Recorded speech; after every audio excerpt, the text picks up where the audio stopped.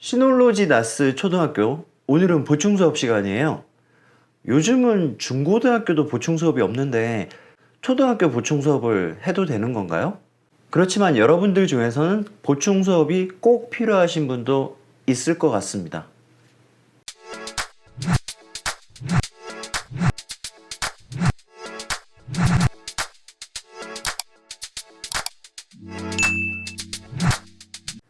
안녕하세요, 베테우스입니다. 지난 시간에 시놀로지 나스의 내외부 접속을 알아봤었죠.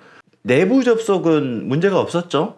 DHCP 할당을 하는 공유기 밑에 같은 IP 대역대로 물려 있기만 하면 내부 접속은 문제가 없었죠. 그때 우리는 이 공유기 앞의 구조에 대해서 신경을 안 써도 됐습니다. 문제는 이런 겁니다. 외부 접속일 때 이 공유기 앞에 환경이 다 다른 거예요. 공유기가 한 대가 더 있을 수도 있고요. 모뎀이 사설 IP를 뿌리고 있는 경우도 있을 겁니다. 지난 시간에 우리가 쉽게 외부 접속을 했던 건 이 공유기가 받는 IP가 공인 IP이기 때문이고요. KT의 경우는 주로 이렇죠.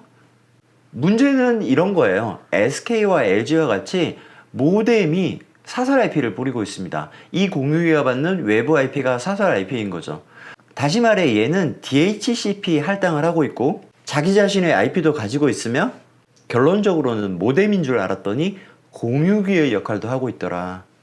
얘가 받는 외부 IP가 진짜 공인 IP, 즉 공식 주소인 거죠. 결국은 얘를 가지고 여기까지 가야 되는 거잖아요. 그게 외부에서 NAS로 접속한다는 의미인 거고요. 자, 이 상황을 해결해 봐야겠습니다. 여러 가지 방법이 있습니다. 첫 번째는 모뎀 겸 공유기, 얘를 브릿지 모드로 거는 겁니다. 이렇게 되겠죠? 브릿지 모드에 관한 건 지난주의 영상을 참고하시고요. 브릿지 모드로 설정을 하면 DHCP 기능이 없어지잖아요. 그러니까 이 공유기가 받는 외부 IP가 사설 IP에서 공인 IP로 바뀌는 거죠. 물론 얘가 브릿지 모드니까 이 IP와 이 IP가 같을 필요는 없습니다. 같지도 않을 거고요. 중요한 게 아니고 얘가 받는 IP가 공인 IP가 돼야 돼. 그게 중요한 거죠. 결국 이 상황이 될 텐데 얘는 얘와 같은 거잖아요. 지난 시간에 했던 거죠. 이게 첫 번째 방법이고요. 얘를 브릿지 모드로 설정을 하면 이제 이 모뎀 겸 공유기에는 접속을 할 방법이 없어지고요. 포트 포워딩을 할 공유기는 이 공유기인 거죠. 이게 1번 방법이고요. 이번에는 이 두 번째 공유기를 브릿지 모드, 다시 말해 허브 모드로 바꾸는 거죠. 브릿지 모드로 바꾼다는 건 DHCP 할당 기능이 없어진다는 이야기고 결국 이렇게 되겠죠. 이 IP들은 누가 할당을 합니까? 얘가 할당을 하는 거죠. 그래서 실제로는 이렇게 연결이 되어 있지만 사실상 이런 연결과 똑같아지는 거예요. 아시겠죠? 자, 그러면 결국 이 상황은 다시 한번 이런 상황과 같아지는 거죠. 자, 포트 포워딩은 어디서 합니까? 여기서 하죠? 이게 두 번째 방법이에요.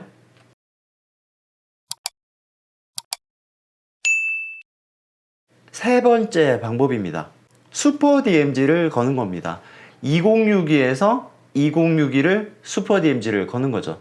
슈퍼 DMZ에 관한 건 오른쪽 이 영상을 참고하시고 슈퍼 DMZ 설정을 하고 나면 이렇게 되겠죠?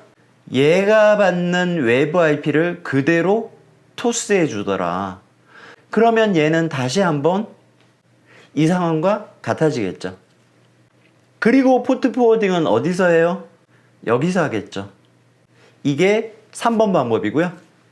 자, 마지막 방법입니다. 이번에는 어떤 공유기도 브릿지 모드나 슈퍼 DMZ나 이런 설정을 바꾸는 게 아니고요.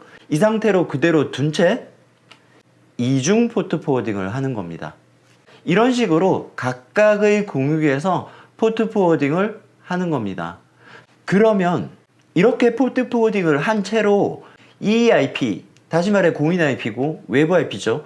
이 주소를 이용해서 여기까지 가야 된단 말이에요. 이렇게 되는 거죠.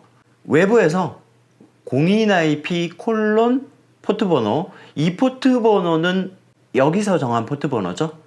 이 공유기가 사전에 이 포트로 들어오는 외부 접속에 대해서 이 IP의 이 포트로 연결을 하자. 이게 바로 포트 포워딩이니까. 결론적으로 외부에서 이렇게 입력을 하면 이 주소를 이용해서 여기까지 가는 거야.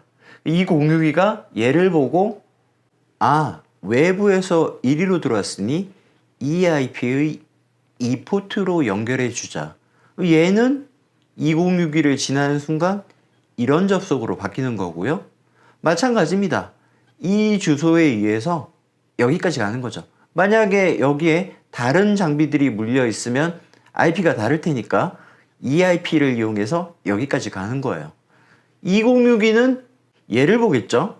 얘가 얘니까 이 포트로 들어오는 애는 이 IP의 이 포트로 보내자. 결국 이 접속은 206기를 지나면 이렇게 바뀌는 거고요. 결론적으로 외부에서 이렇게 접속을 하면 두 번의 공유기를 거쳐서 이렇게 바뀌는 겁니다. 이건 우리가 계속 봤던 거고요. 자, 이게 마지막 네 번째 방법입니다. 네 가지 방법 중에 자신의 상황에 맞게 하나만 하시면 됩니다. 그리고 이런 설정들을 바꾸기 전에 꼭 속도 체크를 하십시오. 비포와 애프터를 비교를 해서 속도 저하가 현저하게 난다. 그러면 그 방법은 쓰면 안 되는 거죠. 지금 제가 보여드린 건 이중 공유기의 상황인데 만약에 삼중 공유기다. 그럼 어떻게 하나요?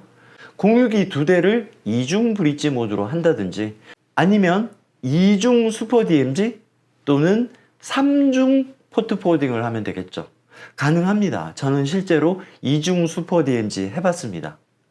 오늘 이렇게 이중 공유기 상황의 해결책 4가지를 말씀을 드렸는데 사실 이 4번은 설명은 제일 길게 했지만 거의 안 해요. 복잡하잖아요, 우선. 그리고 포트 포워딩을 추가할 때마다 두 군데에서 해야 되니까 4번은 거의 안 합니다. 그럼 1, 2, 3 중에 하나인데 이런 걸 생각을 해봐야 돼요. 메인 공유기로 쓰는 공유기가 어떤 건가?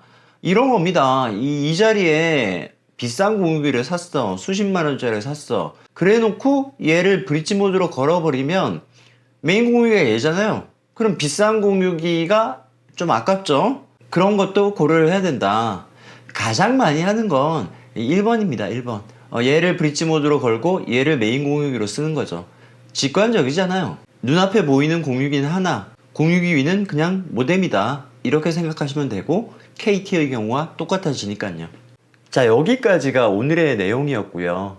도저히 모르겠다. 도저히 외부 접속을 못하겠다. 댓글 주시고 메일 주십시오. 제가 도와드리겠습니다. 보충 수업은 여기까지 하겠습니다. 오늘 영상 도움되셨다면 좋아요와 구독 부탁드리고요. 감사합니다. 지금까지 베테우스였습니다.